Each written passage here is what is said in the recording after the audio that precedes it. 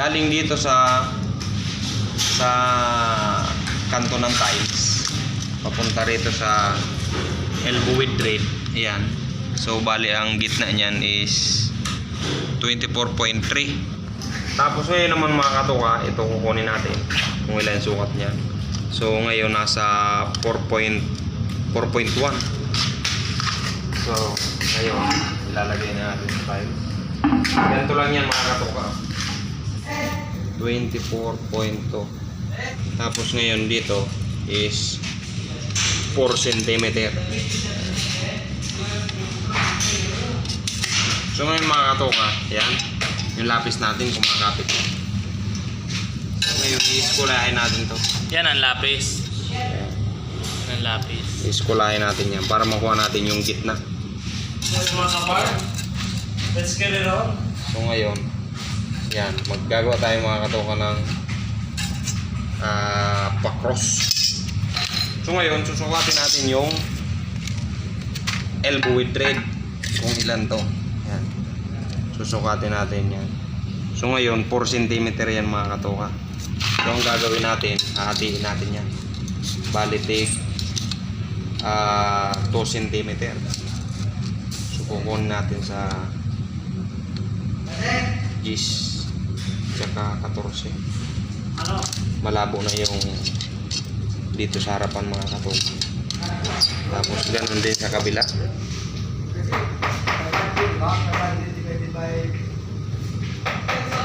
Yan. Para makuha natin yung pagkabilog nito. Yan. I-actual natin yung elbow with thread. Ayan. So ngayon, guguhitan natin yan. Para makuha natin yung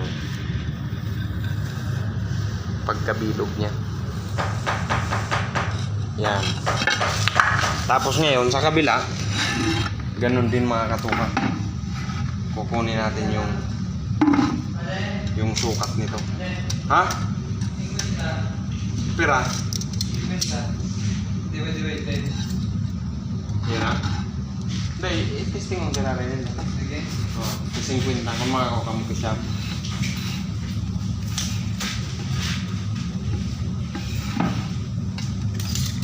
Ngayon mga katuka, guguhitan din natin dito sa likod. Yan, para alam natin kung saan yung bubutasin natin. Yan.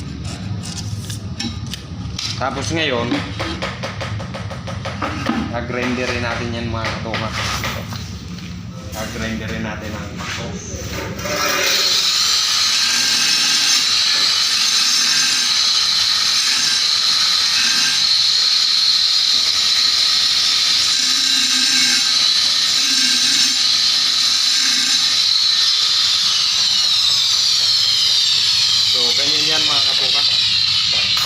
Ganyan yan mga katuka. So bali sa likod gagrind din rin ulit natin.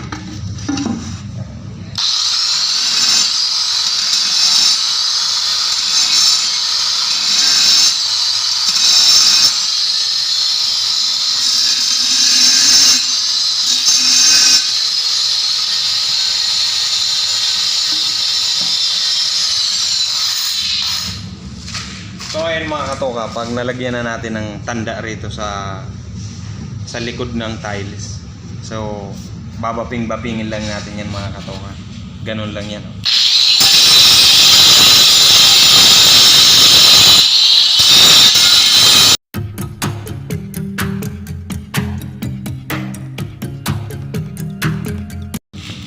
So ngayon mga katuka, kailangan panipisin natin yung tiles. Yan. So kailangan panipisin natin yan kasi ang gagamitin natin pambilog yan is yung slice na lang. So ngayon ito yung gagamitin natin. Kung meron kayong long nose mga katuka, mas maganda yung long nose. So ang gagamitin lang natin pag nagbutas tayo ng tiles, grinder, midro, plies, eskwala, saka lapis. So ngayon mga katuka, ipit-ipitin lang natin ito ng plies.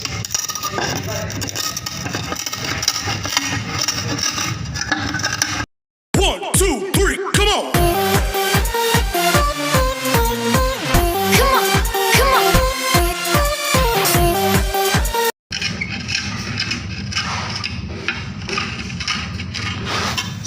katoka. Yan. Okay na. Bilog na siya. So, itatry natin kung sakto ba sa ating ginawa. Yan. So, ayun mga katoka. Yan. So, ngayon, sureball na siya. So, bali, didikit na natin. So, ayan mga katoka. Ayan o. So, thank you for watching. Sana ay i-subscribe nyo ang aking channel mga katoka. Bye-bye. So, ayun lamang mga katoka. Thank you for watching. Please subscribe, like and share, comment, and pakikalampag ng notification bell natin para updated kayo sa mga new upload natin. So, thank you. Bye-bye.